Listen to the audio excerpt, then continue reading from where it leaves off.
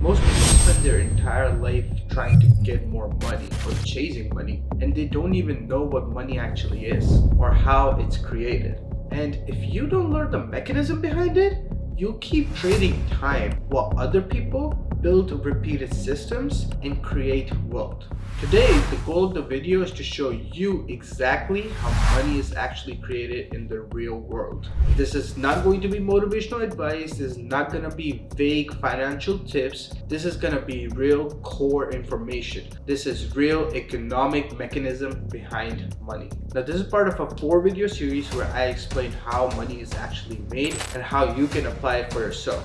My name is Taha Zafar, and I've spent years as a successful investor generating 6-figure returns, and as an entrepreneur with expertise in sales, and I've spent years researching and surrounding myself with building individuals so that I can find out how they actually build money and their wealth over time. And let me tell you something, there's one clear pattern. You might have heard the term, the more you chase something, the less likely you are to get it. The same thing applies here. Wealthy people are not chasing money. They understand how value is created, captured, and scaled.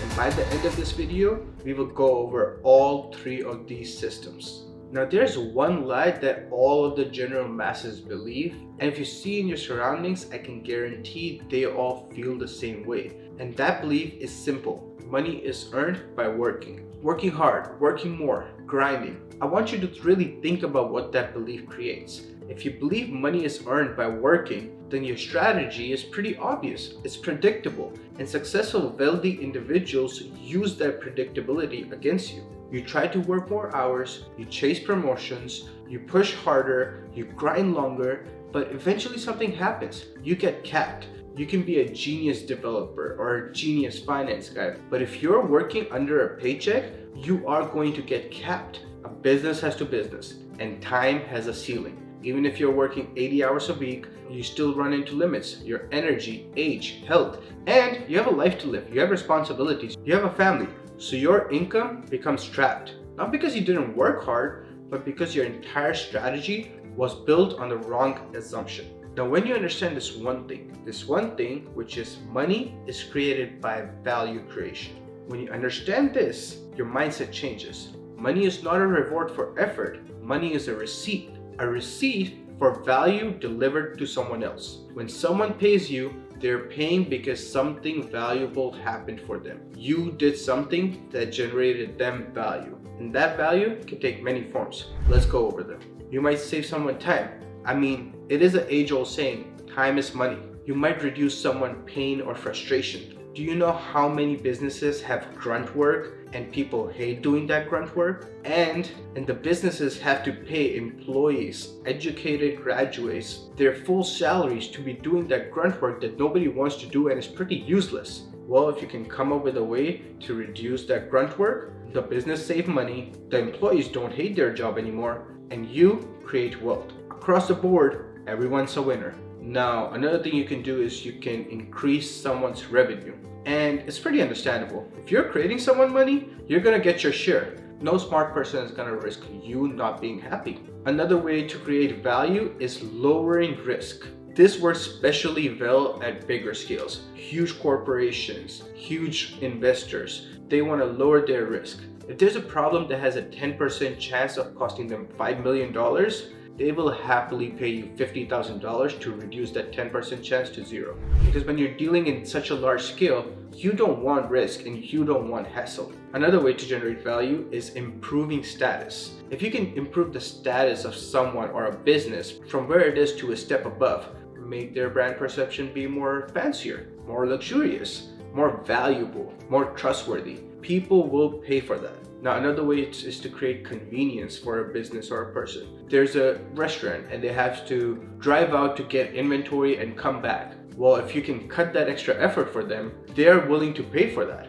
And the only thing is, these type of businesses, you can't overcharge them too much. You can only overcharge them by the amount of convenience you're creating them. Which is why usually these businesses work on very low margins, but they make their money out of higher quantity. Another way to generate value, and might be the most scalable of them all, is entertain people. Because when you're entertaining people, you're creating a personal brand. When you're creating a personal brand, people trust you and people are more likely to pay for a service or a product that has your name on it than a service or a product that has nobody's name on it, because they have generated a rapport with you. And the final way to create a value, and this might be the one that pays you the most, is you solve a very complicated problem. The only thing with this is that that's not for everyone. That's not something that can be done by the majority of the masses. Otherwise, there would be no problems ever to exist. For something like this, it needs to be a very high-skilled individual who knows what they're doing.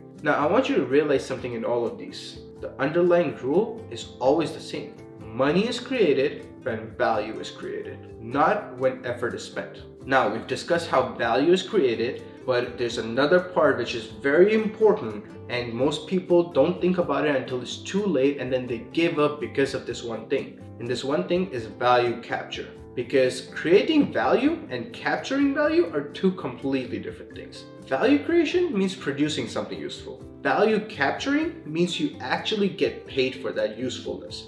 I've seen so many people that work hours, days and nights. They create a product or a service that is actually useful, and then they don't know how to actually monetize it. They don't know how to get customers. So that product gets benched before it even had a chance to get in the limelight. Let's look at a few examples. A teacher can create enormous value.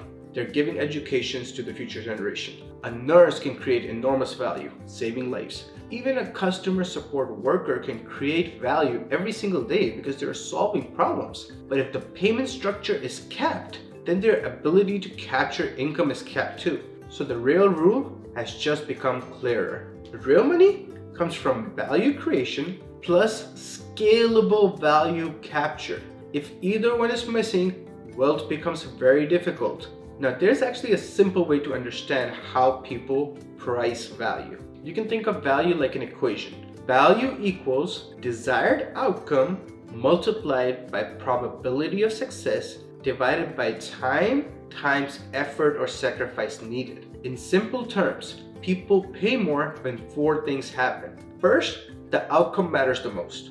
You have to be generating me value, and that value needs to be valuable enough that I pay for it. Number two, the results are more likely. If you came to me and told me to invest $500 on you and you're gonna return $5 million, doesn't sound very likely. That means my risk has increased. I don't wanna lose my $500 on a completely random bet, so the results should be likely or repeatable. Number three, the results happen fast. The faster you can make stuff more convenient for me, the more I'll be willing to pay for it.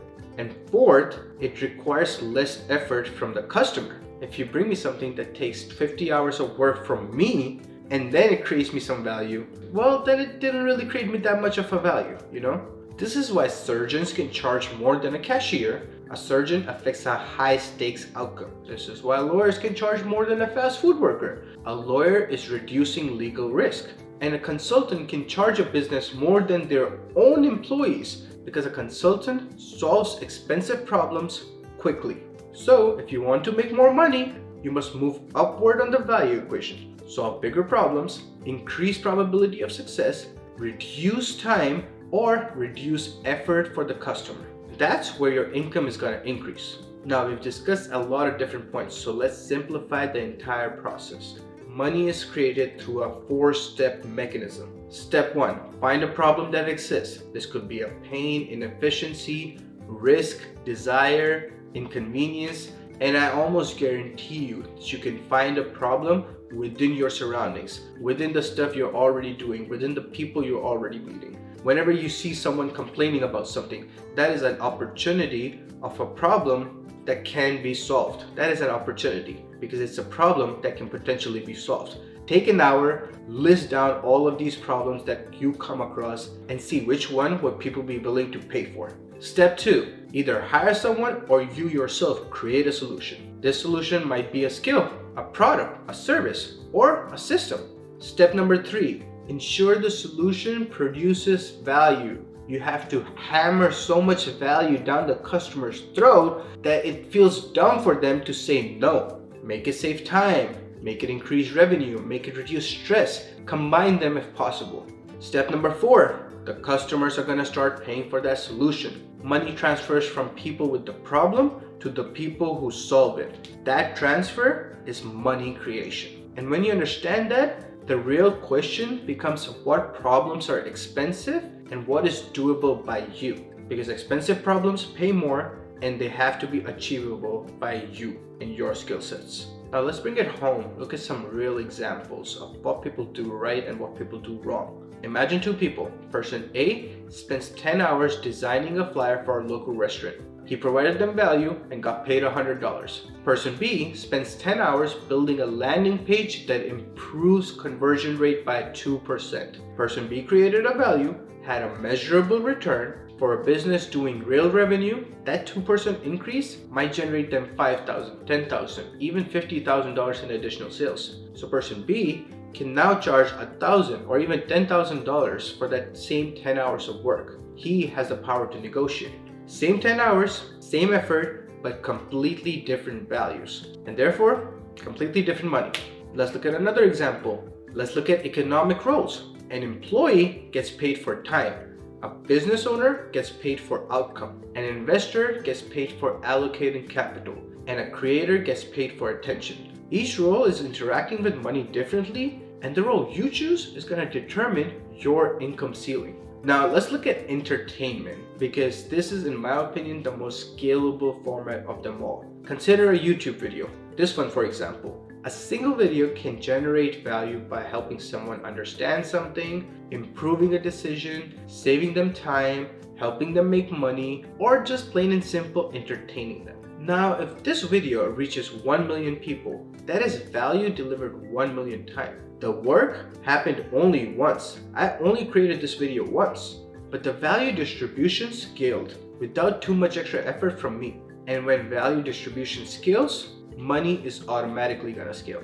So we have understood a lot of different principles in this video. Let's make this practical. What can you do? What can I do? What can anyone do to start understanding money creation? So we've learned a lot of different things now, but let's make it practical. Let's talk about an actionable framework that you, me, or anyone can do to start understanding real money creation. What can you do to apply these concepts in your life? Step 1, choose a value category. You gotta decide which type of value you want to create. There are several major categories. We've already discussed them. I'll go over them real quickly. There's revenue generation, there's cost reduction, there's time reduction, there's risk reduction, there's status increase, or complex problem solving. Now, if your goal is higher income and fast, revenue generation, risk reduction, and complex problem solving pay the most. Step number 2, once you've chosen a value category, look for a problem that costs people money every month. Ask yourself this question: what is costing people money or bothering them because it isn't solved yet? And I'm gonna be honest with you, there's no wrong answer. Nothing is dumb enough or stupid enough. If it provides real value, it will work. You won't believe the amount of stupid, boring, or funny products there are out there, and people are paying for it. A little bit of a side note, this is my secret tip. If you want to start generating money right away or as fast as possible, target different businesses.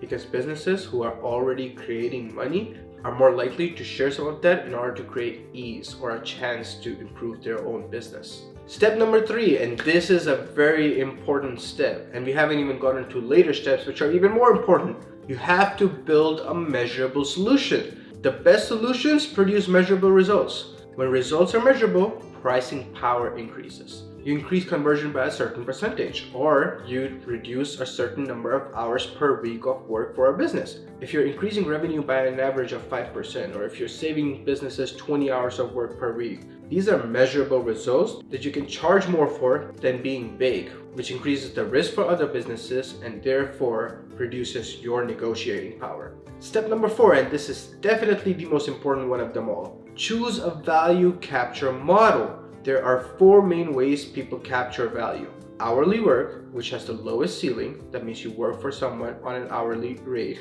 usually jobs. Number 2, project fees. You work for someone in a per project basis, which is a little bit better because the more successful projects you have, the more you can increase your charges, but it still has a cap. Third way to capture value is retainers. This is much nicer because it's recurring constant income. And number 4 is performance or equity model, which can scale dramatically because you are charging people on the performance you're giving them. If you're increasing revenue by 20% and you're taking 2% of that, the business will happily give that to you. But besides that, if your goal is real wealth over time, eventually you have to move away from hourly compensation. You cannot become truly wealthy with generational wealth with a job. Step number 5, you apply this step at the very end, but this is where your actual exponential returns come from. And this step is adding leverage. Leverage is where wealth actually begins. Leverage means your output is no longer tied to your personal hours. There are 3 types of leverage: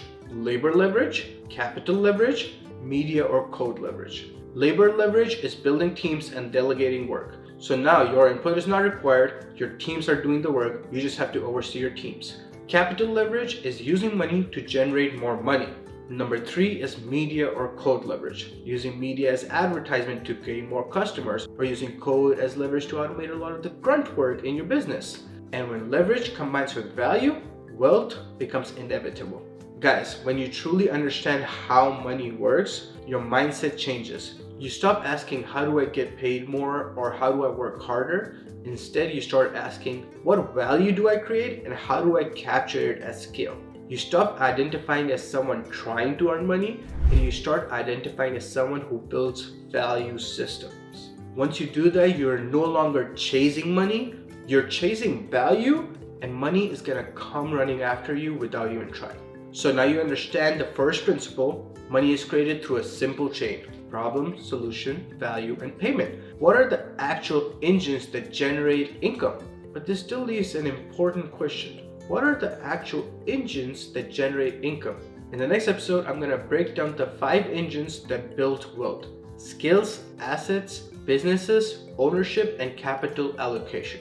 Once you understand these engines, you'll know exactly which path you should commit to. New episodes every Sundays and Wednesdays.